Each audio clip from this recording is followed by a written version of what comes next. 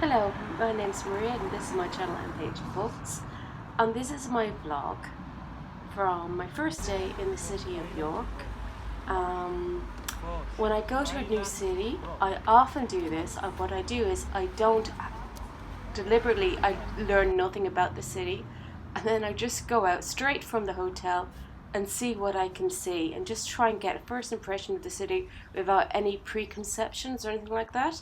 So these are some of the first sights that I saw, and in a few minutes I'm going to talk about what I'm doing and what's happening. So what you're seeing at the moment is the walls of York. I have a red nose. So I made it to York, and the very first thing I did was actually to go to a charity bookshop or a charity shop and look for the books. My 3G is not working because of data limits, so I had to take some photos of them. So I might show you some photos, who knows. At the moment I accidentally found my way to the walls of York, so here we are. Well, I thought I might say a poem, recite a poem even. This poem is quite simple, but it's a great introduction to York, and it's going to give you a better background of the history than I could. And this is a BookTube channel after all. This is from a Josie Whitehead. You can find it online because that's how I found it. I will link the website below, and it goes like this. Enclosed within a Roman wall, extended to suburban sprawl, a city lies in northern parts, with history beating in its heart. Human beings bring their skill, they give new life but also kill. Throughout this city Roman feet have hammered on its cobbled streets. When Roman soldiers left our shores, then had we said goodbye to war? Oh no, the Anglo-Saxons came, invading forces just the same. Christians made their presence felt, and in York's wooden church they knelt. Here today stands proud and tall a minister within city walls. When then Vikings came with guile and stealth, they murdered, pillaged, seeking wealth. They looted churches, killed the priests, and gradually their power increased. They came to York and settled down, and left their mark upon this town. Today we say their lives were tough, but times for them were hard and rough. But come with me to modern York, and on her cobbled streets let's walk. First look at people that you meet, who saunter round York's busy streets. They're new invaders from afar, who come by air, by train, or car. To York they're not a mystery, but disciples of our history. They absorb the new, soak up the old, as round each corner they behold large shopping centres, alleys small, impressive minster, market stalls. The York Centre shows Viking life, of times in York where man and wife, where skills of metalwork in here, as the name of Coppergate makes clear. And what of metalwork today? Has that completely gone away? It thrives today. Oh come, let's go. There's something special I must show. Then she talks about the Flying Scotsman in the Railway Museum, which we haven't seen. So we won't talk about that just now, and we go to her last verse, which is York's famous minister gazes down upon this ancient county town. Whilst York with history and charm embraces all with open arms. So there we go. And as you can see, the actual walls here are quite long, and I just leave the walls and I come across here, which is the museum, I believe. Remember, this is still my first day. I am talking over this on my first day. And we're going into the museum gardens. That's the walkway through there. Showing you a little bit.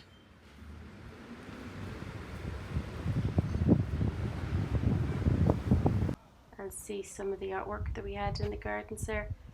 I think some nice modern artwork. The gardens actually closed at 4, and this was about 3:45, so I was very lucky actually not to be locked in. That's the little piece I'm about to speak about now. So I accidentally found myself in the Edwell Woods. I don't know, did I do all the city walls? I haven't looked up anything. This is all just the first day, finding things as you randomly find them. The edible woods is full of unusual edible plants, and there's a warning not to eat them because they're for everybody's use, and some of them need to be cooked, etc., and some of them have poisonous bits, etc., etc. Which is interesting because this week I was going to try and be mostly vegan. It hasn't worked out hugely well. I've mostly been vegetarian, but you know, we're traveling, we do the best we can. And yeah, stonking beautiful weather here after so much mud, so much mud.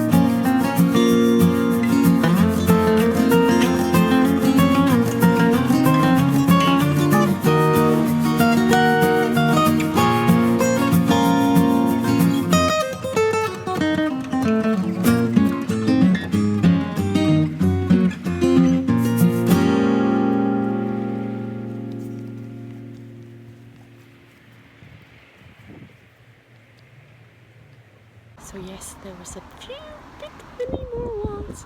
There's just a few more to come.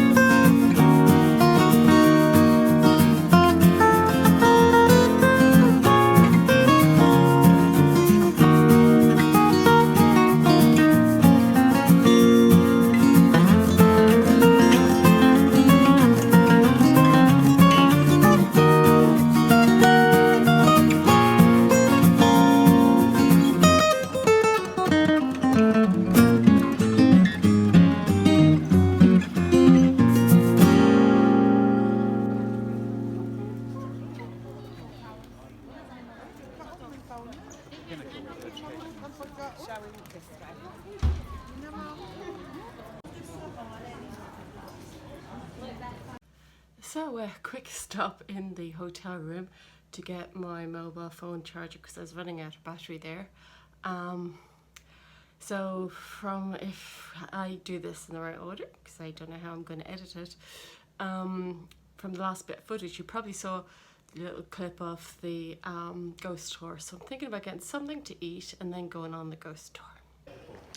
So yeah, the actual soundtrack didn't work out in this, so I'm just going to talk over it. This is a statue of Minerva. This is part of the Ghost tour. It's actually an historical tour as well. This High Petergate, the street, was once full of booksellers. The only bookseller left is actually from this one. It's the clip I took earlier, coincidentally. And this is the only bookshop. This bookshop is over 300 years old and about to close because they can't afford their rents. So there you go. There's a picture of the bookshop and a picture of the street that used to be one. Wings and its feet. That's one of mine. It'll be there for about 400 or 500 years. It'll be there a long time after I'm dead. And it's quite nice to think that, you know, like many of the other sculptures that are up here, that my work adorns the Minster inside and out. Okay, signing off here. Good night, lads.